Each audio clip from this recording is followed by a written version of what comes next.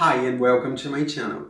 In this video, I'll be teaching you in simple steps how to do easy smoky eyes with a professional approach using a limited amount of products. It is a simple idea that helps you to optimize the use of the eyeshadows. It's a safe way to deal with their placement and intensity. I will be demonstrating this on a model, but you could easily apply this technique on yourself. You might as well post the end results on your Instagram account. Only remember to tag me over there so that I could give you my special feedback to you. Hi, I'm Flavio Miguel, and if you're looking for an online makeup educator, that's the place to be. Leave your questions in the comment section below and let me know what types of content you would like me to do in the future. And if you enjoy watching this video, show some support by giving us a thumbs up. And if you like this kind of content, remember to subscribe to my channel and put your notifications on. I regularly post new content, so make sure you won't miss any of them.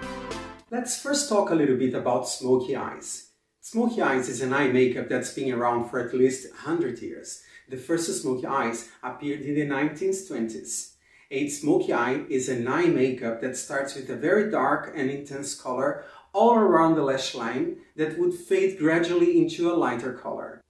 This fading occurs in all directions. A smoky eye doesn't need to be black or gray. It could be done in all colors. And the style of the smoky eyes, that's going to determine its size and shape. And it is up to you if you want to do a soft smoky eye or a more dramatic one, but the technique remains the same. This is an example of a smoky eye. If we deconstruct the look, we could say that the design is composed by three shades of colors: the dark tones, the mid-tones, and the light tones. The dark tones would be placed in the waterline and all around the lash line.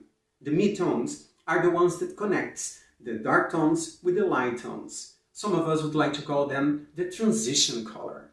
And the light tones would be used to highlight the brow bones and eventually the inner corner of the eyes. However, we will be not applying them in that specific order. Instead, we will start with the mid-tones, then add the dark tones and finish it up with the lighter tones. And the reason why we do this is that if during the process, if we realize that the smoky eyes are becoming too dark, we can still use the light tones to light it up the entire look. I'm sharing to the description below all the brushes that I will be using during this demo. Some of them might not be available at the market anymore, but it doesn't mean that you cannot find alternatives for them. I believe we should treat our brushes almost like collector's items, since some of them could last up to 15 years. So trying to invest in good quality brushes and treat them with care. Want to know how? Then you should watch the video where I'm explaining how to clean your brushes, sponges, and your powder puffs. Golden tip number 1. Every time you want to wear smoky eyes or do smoky eyes in someone, I would strongly suggest for you to start your application from the eyes. This not only helps you to optimize your time management, but will help you to avoid ruining your base with eventual fallouts from the eyeshadows, especially when you're dealing with eyeshadows in dark tones like for smoky eyes. The first thing that I've done was to prep the skin with moisturizer. Because this is a self-explanatory moment, I will fast forward to the eyebrows. But I also know that most of us already have our own way to deal with eyebrows. If that's the case, please go ahead and do the eyebrows how you would normally do. But if that's not the case, you might as well just follow the instructions that I'm about to share with you, though this tutorial does not focus on eyebrows. For this, I have another tutorial coming out soon. I started using a product that has a tip with a powder applicator on one end and at the other end a thin brow marker. Try first a bit of the powder applicator on the back of your hands so that you can get a sense of how pigmented that applicator is and to see the shade of the powder. Golden tip number 2. When you're doing an eyebrow, if you are uncertain about which color you should choose, then you should choose for a lighter color. Remember that you can always add more of that lighter color until you match the colors of the eyebrows, instead of going for a darker color and making them look too dark or too harsh. First, use the powder applicator to create a nice and soft shading on the brows. The intention is to pretend that the eyebrows have enough hairs that it would create a shadow underneath them. After doing this, we will create some dimension by adding some extra hairs to the eyebrows. This will help them to look less stiff and solid. You want to use the marker to fill up gaps and to give more definition and shape to the brows. It is not for nothing that this product is called Shape and Shade. After that, we will underline the eyebrows. This is a very good way to add more definition to the brows without making them look too dark. The idea is to create enough contrast between brows and skin so that their shape would be accentuated. The trick is to try not make them look stiff by creating a too harsh underline with the product. For this, I'm using one of my favorite products, a liquid hybrid color corrector. It is liquid when you first apply it, but it dries out as powder. I've mixed two different tones, a pale pink tone and a pale yellow tone. I apply first with a more flat and firm brush, and right after I blended it out using a soft and long blending brush. Keep in mind that the playtime is short, so make sure you blended it before the product sets. Now it's time to set the brows using a brow soap. For the Smokey Eye, we will be using only 4 types of products: a colored eyeshadow base, a black eye kohl pencil, eyeshadows, and a loose pigment. For this look, I use 2 colors of that colored eyeshadow base. We start applying the pale yellow skin tone from under the eyebrows, blending it downwards towards the lashes. Notice how I use my brushes. I first apply a small amount of the product with a shorter and firmer brush. However, I use a longer and fluffier brush to spread and blend the product evenly onto the skin. Keep in mind that you don't want to use a lot of product. In this case, less is more. Otherwise, the product might crease in a later stage of the application. Use the same pale yellow tone, go around the lower lash line as well as the inner corners. Now, using the dark brown color, we will apply it from the root of the lashes, blending it upwards until you have reached about 2/3 of the eyelid. You should go slightly above the fold of the crease, or where we would have placed the transition color of the Smokey Eye. Those mid-tones that I've mentioned in the beginning of this video. This will act as a guideline to what is going to become this Smokey Eye. Make sure you blend it well before you go on to the next step. If I had to choose to work with only one of the 2 colored eyeshadow bases, I think I would have chosen the dark color. What I've done using the light colored eyeshadow base, I could also done using the liquid hybrid color corrector that we use to underline the eyebrows. Golden tip number 3. To make sure that the waterline is completely black, apply a good layer of the kohl eye pencil in the waterline and ask your model to blink firmly a couple of times. This will transfer the eye pencil from the lower to the upper waterline. They might as well squeeze their eyes a little bit, and it's alright if the eye pencil starts to smudging and running a little bit. This will only make it easier for us to go on to the next step, which is applying the eye pencil in between the roots of the lashes. Now go on and apply a good layer of the eye kohl pencil in between and along the upper lash line, concentrating on the outer corners of the eyes. Using a small pointing smudging brush, you will now slowly start blending the pencil. Some of us call this kind of brush a pencil brush.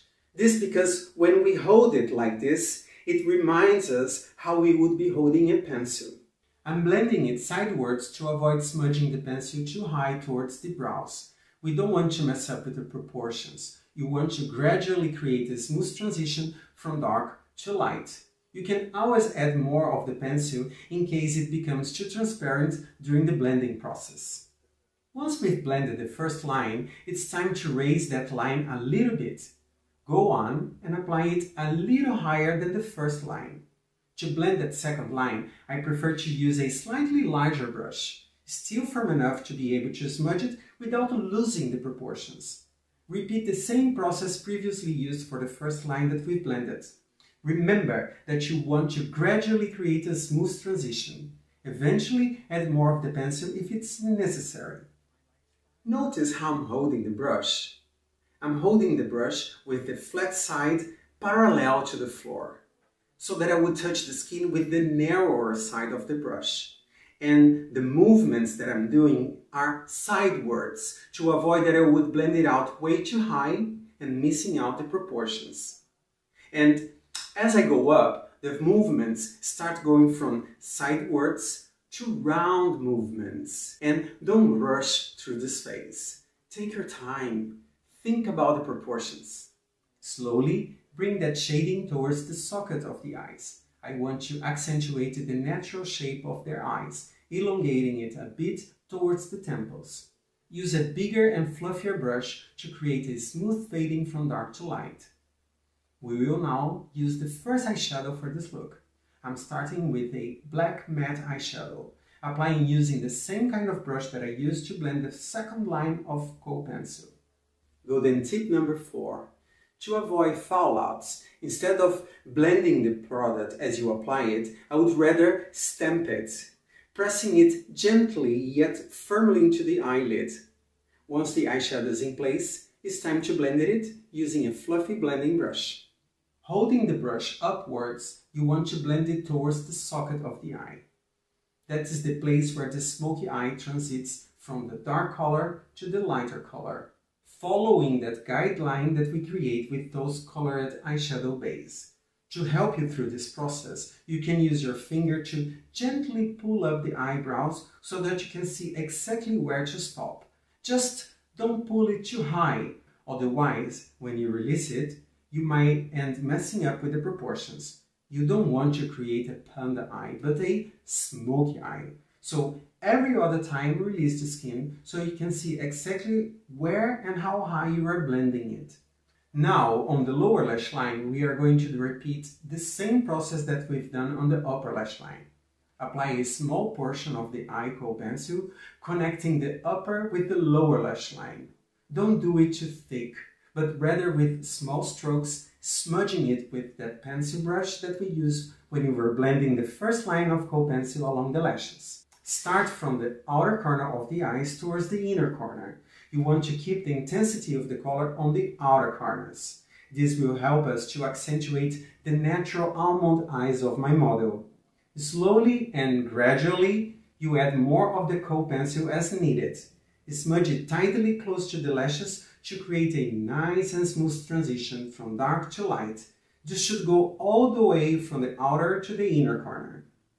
Don't worry if you ended up blending it way too low. We can easily correct this while applying the base with some concealer and foundation. Now, going back to the outer corner, we will slowly start to elongate that smudged area, connecting not only the lash lines, but also connecting to the socket of the eyelids. As you can see, I'm going back with more of that eye kohl on the upper part so that I can match the intensity of that dark area. When I'm creating a smoky eye, I like to go bold and dramatic with the lower line. In my opinion, it just makes it more sensual and glamorous. However, minding the proportions at all times. For this part, I like to use a similar brush to the one that I used to apply the black eyeshadow on the upper part. Only this time, the brush that I'm using is a bit smaller and shorter. This will help me to apply the eyeshadow, avoiding that I ended up blending it too low and messing up with the proportions. This is also going to set the kohl pencil. So before you do this, make sure that the blending is perfect. Once you set it with eyeshadows, you will not be able to correct it anymore. We start to see how nice and intense the lower lash line is becoming. Make sure you don't miss any spot in between the lashes. As you can see, I go back with the black eyeshadow several times to make sure that I don't lose the darkness. Some products might oxidize and become a little bit transparent, so remember to do this in case this happens with you as well. It's only now that we are going to use the second eyeshadow. This is the transition color. It has a light medium skin tone.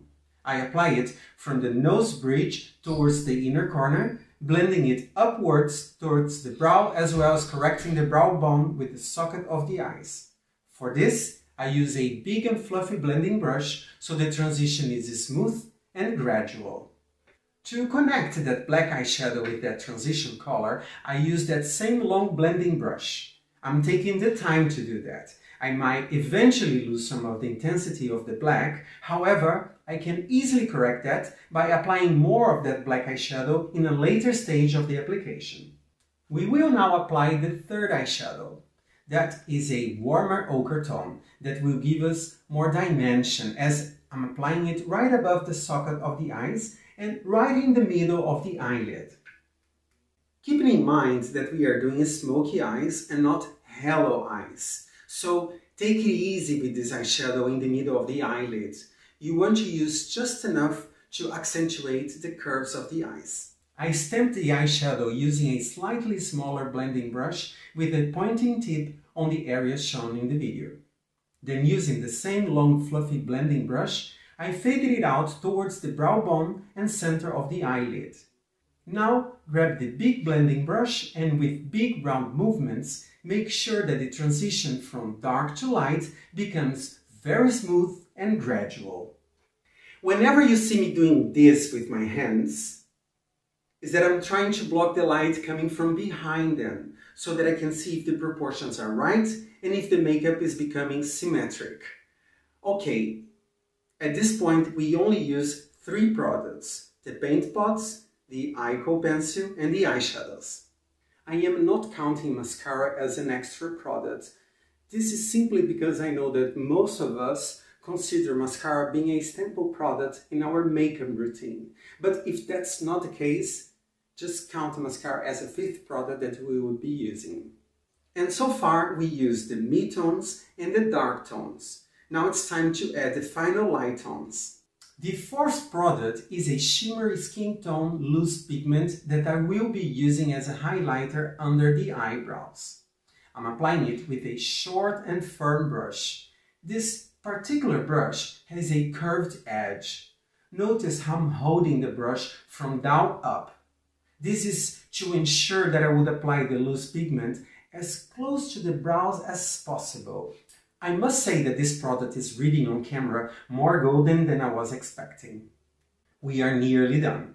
Grab that long blending brush to smooth it up the highlighter. Remember to eventually add a bit of the dark tones in case the highlighter goes over the dark tones. We must keep the intensity of the dark tones, especially around the roots of the lashes. It's time for the mascara. Using a buildable mascara, we will apply a couple of layers on the back and front of the lashes as well as the lower lashes. I like to work with buildable mascaras, especially if my clients don't like to wear false lashes.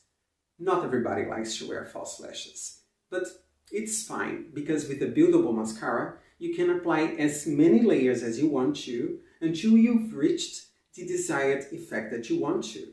And this could be also a great way to deal with the fact that you might not know how to handle false lashes. From here on, this part is quite self-explanatory. We would have applied a shimmery highlighter and some false lashes. I don't want to focus on this because I have a special tutorial only talking about how to glue lashes on models or on yourself.